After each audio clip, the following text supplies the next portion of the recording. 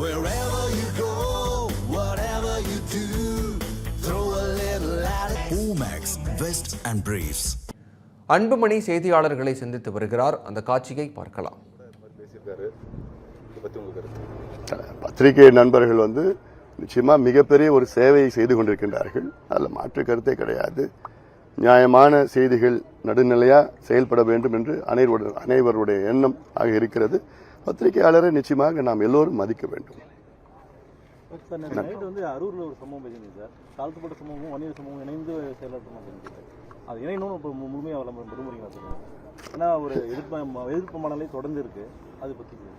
அதாவது தமிழ்நாட்டில் ரெண்டு பெரிய சமூகம், ஒன்று பட்டியலின மக்கள், அடுத்தது வன்னியர் சமுதாயம்.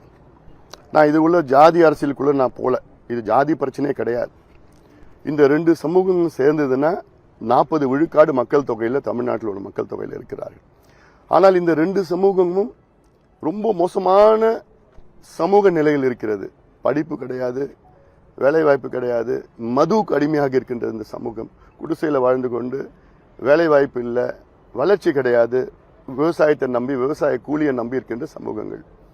இந்த ரெண்டு சமூகத்திற்கும் வளர்ச்சியின் இந்த திட்டங்கள் தனிப்பட்ட முறையில் எந்த ஆட்சியும் கொண்டு வரல.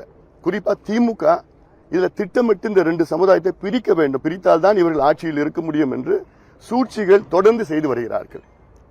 எங்களை பொறுத்த வரைக்கும் எங்கேயாவது ஏன்னா இந்த பிரச்சனைகள் ஏதோ திடீர்னு 30 ஆண்டு 40 ஆண்டு பிரச்சனைகள் கிடையாது.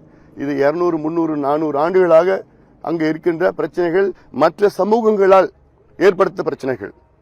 ரெண்டு பேரும் ஒன்னா இருக்கக்கூடாது, பிரச்சனை இருக்கக்கூடாது இருக்கு.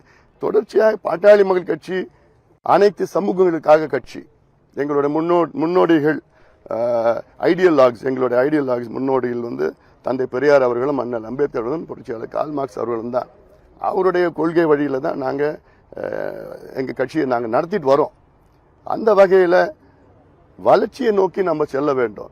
சின்ன சின்ன பிரச்சனைகளை பெருசாக்கிட்டுலாம் அது போகக்கூடாதுன்னு அந்த எண்ணத்தில் நான் இப்போ மட்டும் இல்லை, முதல்ல இருந்து என்னோட எண்ணம் அப்படிதான் இருக்கு, இனியும் அப்படி இருக்கும். அந்த நோக்கத்தில் தான் நான் சொல்லியிருக்கிறேன். நான் ஏன்னா இதுல இந்த ரெண்டு சமூகத்திற்கும் அரசியல் அதிகாரம் வேண்டும். 40 விழுக்காடு மக்கள் தொகை உள்ள இந்த இரண்டு சமூகங்களும் மற்றவர்களுக்கு கையேந்துகின்ற ஒரு சூழலில் இருக்கிறது. கையேந்துகின்றனா எங்களுக்கு இடஒதுக்கீடு கொடுங்க, எங்களுக்கு வீடு கட்டி கொடுங்க, எங்களுக்கு படிப்பு கொடுங்க, எங்களுக்கு வேலை கொடுங்க, இப்படின்னு கையேந்துகின்ற சூழலில் காலகாலமாக இருக்கிறது. அரசியல் அதிகாரம் வந்தால் நிச்சயமாக அவர்கள் வேகமாக, இந்த ரெண்டு சமூகங்களும் வேகமாக முன்னேறும். அந்த சூழல் வர வேண்டும்.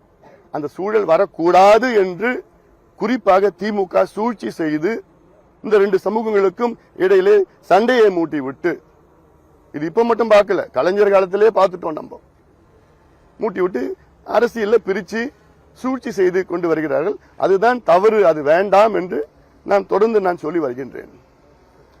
நன்றி.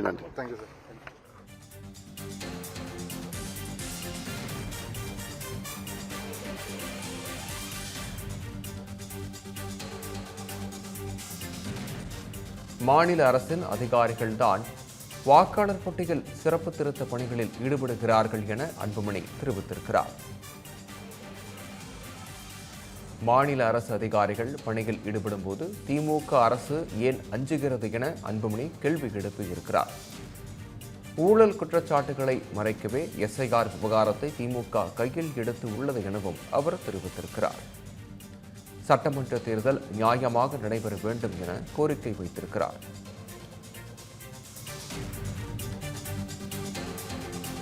Wherever you go, whatever you do, throw a little at it. Omax, Vest and Briefs.